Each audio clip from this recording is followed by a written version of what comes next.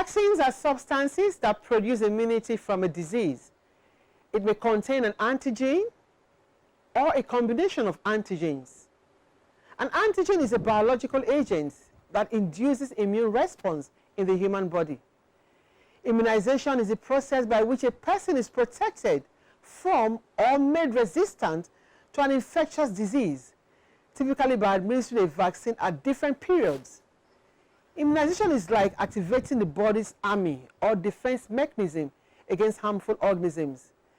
Many of the common diseases that kill Nigerian children are actually vaccine preventable. For example, there are vaccines against pneumonia, measles, diarrhea diseases, meningitis, tuberculosis, poliomyelitis, hepatitis B, diphtheria, tetanus, whooping cough, and many others. On your regular health TV talk show, The Physicians, we'll be discussing vaccine preventable diseases in Nigeria. Stay tuned.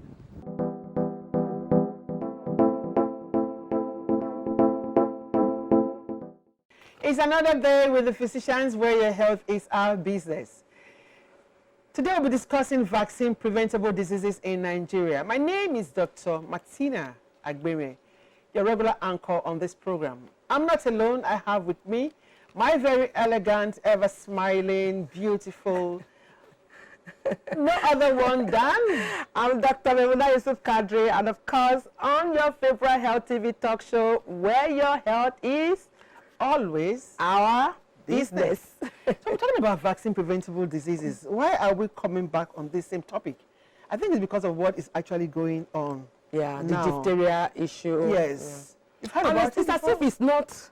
What do you it's think not gathering momentum the way it should. People have died, and of course NCDC from time to time talks about it.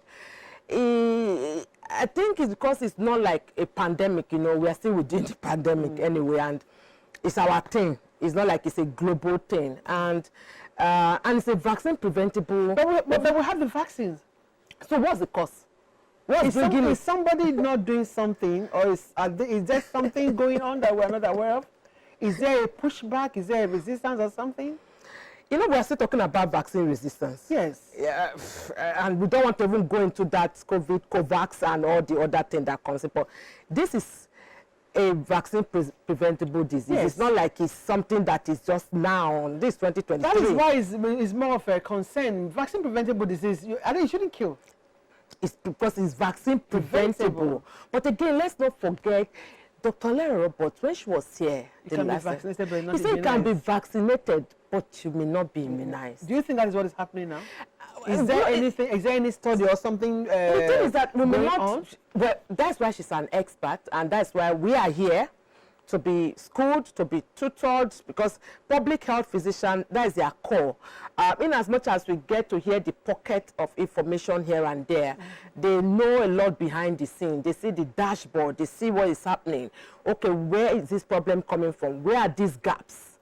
And that's why, she coming on board will really help Nigerians to take this thing seriously. Diphtheria, people are dying. Well, I don't think we should waste more time on this. We'll just wait for the expert to come on board. My viewers out there, we'll be back after this short break. Stay tuned.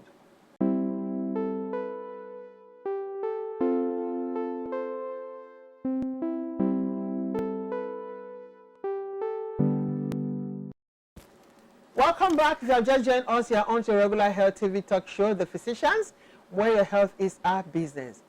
Today, like I said, we're discussing vaccine preventable diseases in Nigeria. And with me in the studio, we have our own guests, very cerebral, Dr. Alero Roberts. She is a public health physician and a senior lecturer at the Lagos University Teaching Hospital. Dr. Alero, you're welcome to our program. Thank you. Alero, you're welcome. I know we don't have enough time, so let us just go straight to discussing today's topic, vaccine preventable diseases. What do you want to first of all tell us what vaccines are? Just give us a general overview, its importance, and what are those diseases that are of importance that we should actually be vaccinated? So there are a whole raft of diseases that we can use vaccines to prevent, but let's just stick with the ones that everybody is used to. For the children, the ones that we immunize the children against in infancy, which are What are vaccines? the vaccines are those things we give to people, antigens that we give to people that induce an immune response in the body. The body then produces antibodies that then protects the body against the major disease. So things like tuberculosis, measles, smallpox, not smallpox has even been eradicated, diphtheria, pertussis, tetanus, polio, infantile diarrhea, and of course, the one we have managed to eradicate in Nigeria, polio. So these are all diseases that used to cause major problems, and now vaccines can prevent us from getting them if we immunize children in early infancy. And then we had the COVID. We have other things like chickenpox. We have other things like typhoid. Typhoid fever. That we can now immunize even adults against cholera. So we'll talk about malaria. Malaria is now coming out. Yes. Yeah. So malaria is coming out that we're beginning to introduce into our rotavirus against infantile diarrhea. So there's a whole raft of diseases which vaccines prevent, and I think that's what we need to concentrate on. These are ones that we have a prevention. Vaccines prevent them. Vaccine, you just give it either in the mouth, in the arm, or in the leg, depending on which vaccine you're giving, and the body then develops an immunity by producing antibodies that prevent you from the main disease, which can be invariably fatal. So this means, I like the fact that we are breaking it down to like, this is vaccine, is something that is given to you, whether it's oral, whether it's injection, and then your body will develop immunity to make sure that you don't die from this thing. It prevents you. So disability and all the other things are minimized, if possible, eradicated. Yes. But we it's also good for us to let our viewers understand what are this type of vaccine. There are things that we talk about, live attenuated. Do we really want to get into that? Vaccines can either be killed or live. So I let people even get that idea. Well, the point is that when you think about it, so some of them, the killed ones like DPT and then the live attenuated ones like the measles, the oral polio, the BCG, yellow fever. Yes. So depending on which of them, actually is more towards vaccine production and vaccine storage and distribution.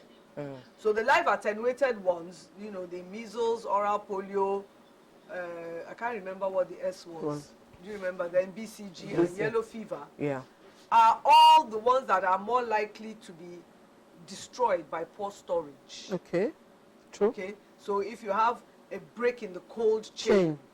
Where you, from manufacture to delivery in the human being, the temperature has to be maintained at a low level. And if at any time the temperature rises due to poor storage, the efficacy of the vaccine is destroyed. That's why you said last time, but not immunized. So you see why this is important. I hear you very loud and clear.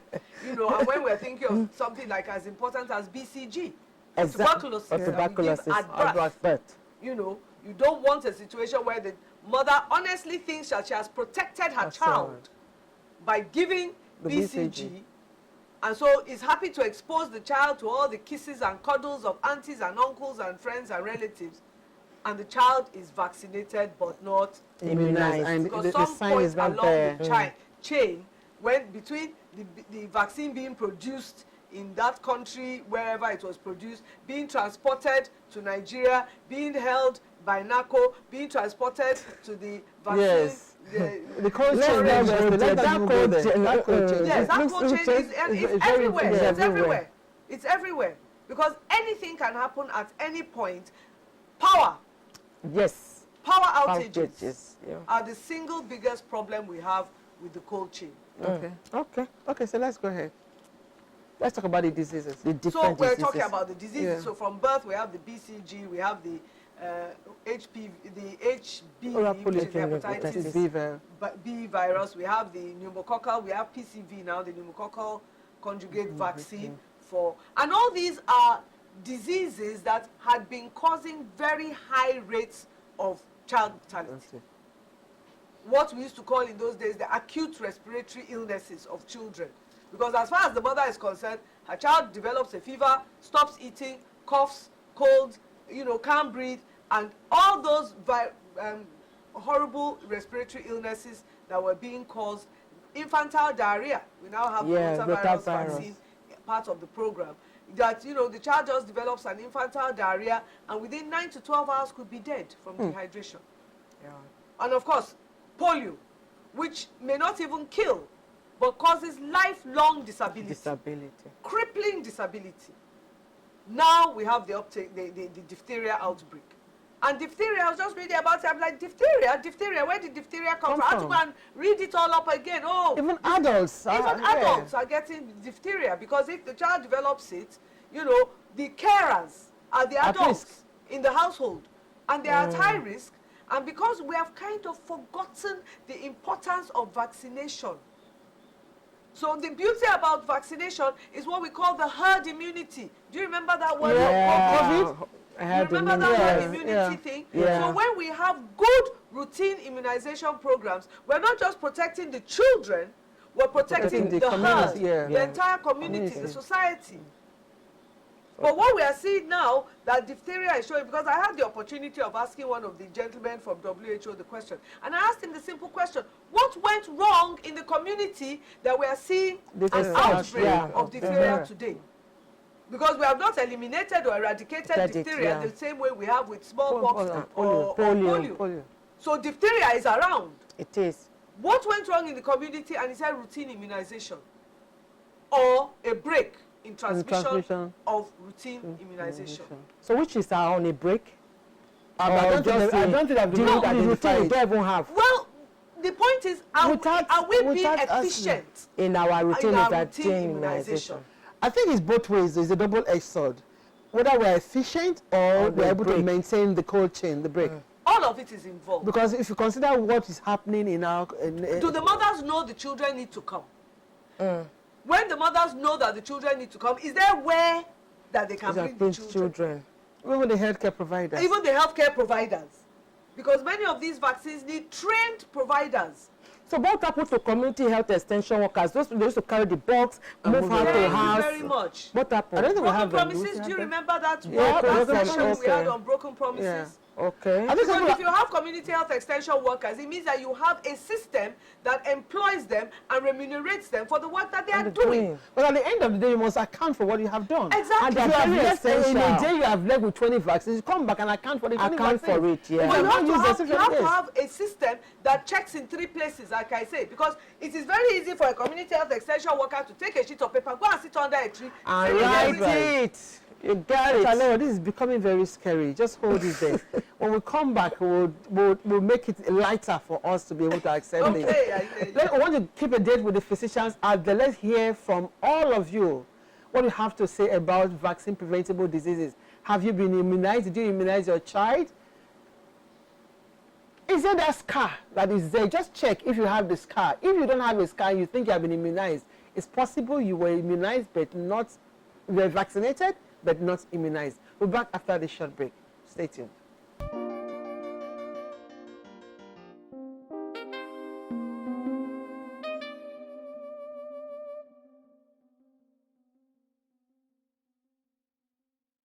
Well, vaccines generally, I was told that COVID vaccine works, but when it comes to malaria vaccine, I don't think Nigeria have that, we don't have malaria vaccine at the moment, but other kind of vaccines, I think it works. I know that vaccines have been used for several ailments, and then according to them, we've heard that these vaccines have helped to curb the situation. For instance, polio, and so many other whatever, you know, and even the what they call it now, the HIV, the corona, whatever, and all of those vaccines. But somehow I feel like these people still do business with us. They give us this disease and they bring vaccines for us to take. And well, let me not just go into all of those. But then I think if vaccines are majorly medicines brought to cure a particular pandemic or ailment or whatever situation and all of that. So if it solves the problem, why not? If it solves the problem, why not?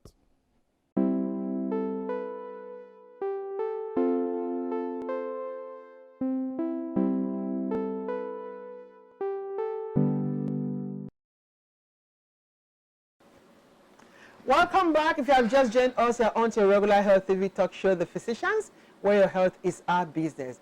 We've been discussing vaccine preventable diseases in Nigeria. And in the studio handling it is Dr. Alero Roberts. She is a public health physician and a senior lecturer at the Lagos University Teaching Hospital. We went on break just at the point where she told us about some of the things that will probably be responsible for the outbreaks we are seeing, like the community health extension workers falsifying reports, a possibility, because we are trying to x-ray to knowing where the gaps probably may have come from. So, doctor, you actually talked about this, and I said it was really, really scary. Falsifying figures. Who do you think should be, is it responsible, accountable? But if the person has a head that she's answerable to, you should be able to know that these things, it shouldn't be like that. Yeah. Well, this is what we are saying. Basically, a lot of these things are built on target. So you are given a target, go out and immunize 20 children. Number one, are there 20 children in the community for you to immunize? We don't even know what our census is. We don't even know what our population breakdown is. How many mothers are out there who are expecting? At what times will we be needing these vaccines? So we need very strong databases.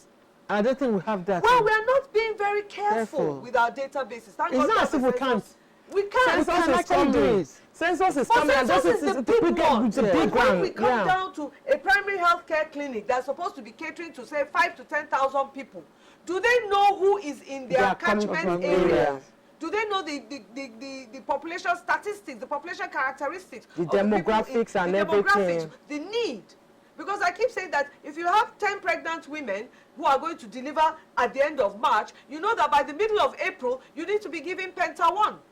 The first pentavalent dose of vaccine, you need to be giving, by the end of May, you need to be giving Penta 2. Do you have them all lined up? So this thing is about planning, it's about foresight. And I think we remember on a program, we spoke about this foresight. Yes. We spoke about planning. Yeah. You know, so this thing requires strong systems.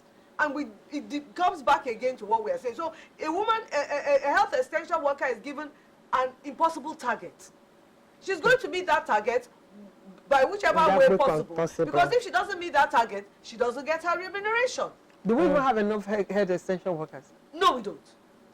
No, we don't.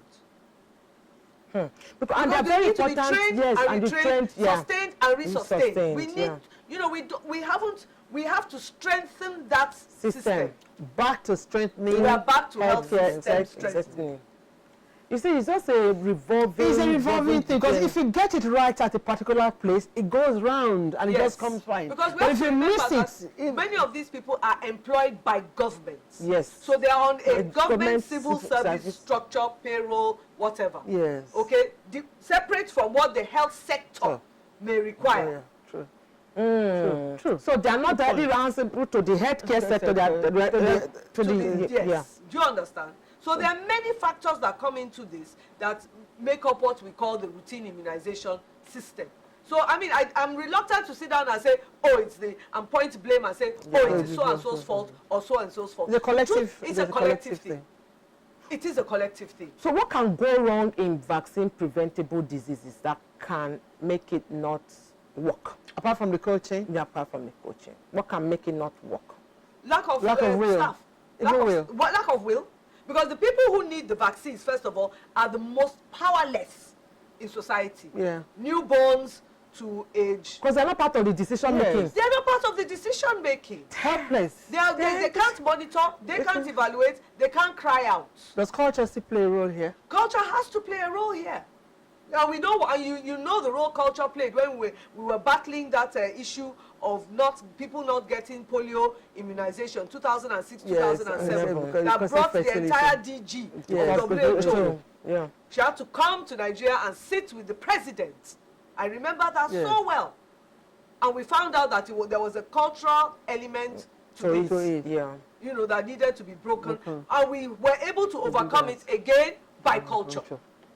Because stakeholders meeting, town hall meetings, and getting the community leaders involved. Somehow different. It should be different now. Yes, but it's the same principle. But it's the same principle. And you can use the engagement. Yes. You have look at community organizing. Remember how we battled with COVID vaccination, should we take it, should we not take it, is good, is not good, and blah, blah, blah. It boiled down to community engagement. The truth is that the community is very, very important. It is the key thing. It is the key thing, because if you get it from the grassroots in the community, it comes up. Because we need people to, you know, it's people power change. Yes. If people are there, get together, get the decision, they are empowered, and of course, the change that you want to see happens. That is it. That is it. I remember the number of town hall discussions we had. And you know, the questions that came at us about the vaccine, when you sat down to think about it, were incredibly relevant. They expressed deep-seated concerns and anxieties that needed to be addressed. And nobody did. And nobody, everywhere, you know. We just left them. We just left them.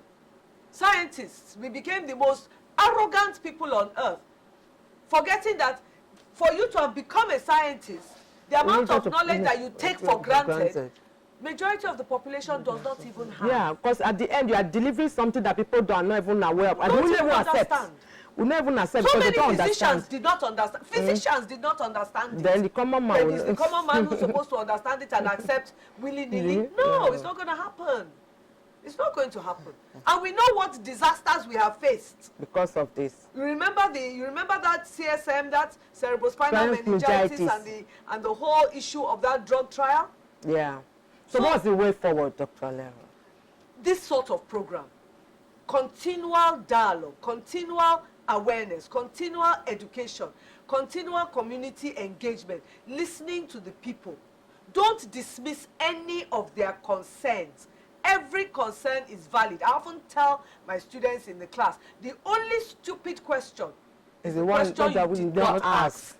And this is where qualitative researchers come in, like focus groups. Much. Yeah. Yes. They can be so in-depth. They have to be in-depth. We have to explore these things. So I think we need to also involve the policymakers, the people that are even in the community health, the community leaders. Okay, we'll get them involved. You cannot have a community leader or a policy maker without engaging the community. You must do community engagement. You can't even do any. That is the starting point. Yeah. Okay. Well, the children are very vulnerable. They can't speak. Yeah. So we need to actually take it and do the needful. Absolutely do the needful. Then they are the future leaders. For those in the community, even in the hospital, the primary health care, the matrons, the nurses, go back to those days where you will actually have more interest in helping these children. Ensure that the mother, the card comes. Yeah, take that card. Yes. Take the if card. The system is robust enough to maintain the matron and the community health extension in that community, in those primary health care centers. Okay? Yeah. Because for him or her to be able to wake up and go to work, there needs to be everything in place for him or her. As motivating her to work. Motivation, availability, resources, remuneration, access. training, retraining, everything has to be there. Everything has to be there, because you cannot expect a matron to stay there and give of his or her best without providing him or her with the wherewithal to do so. Okay, well, I've talked so much about vaccine preventable disease. Maybe your last word before we leave. Just let our viewers know the importance of vaccination. Please ensure that every child under 5 in your neighborhood, whether in your family or in your community, has access to vaccination, proper immunization.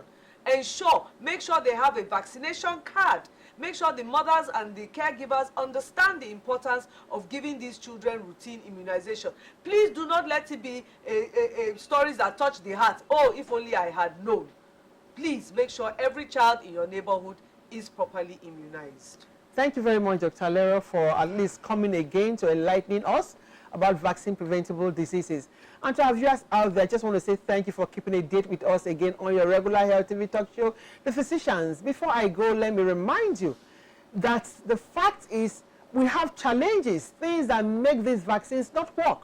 We have what we call the cold chain. If there's a break, a gap in that cold chain, in maintaining it, it's possible that the vaccine is not going to work.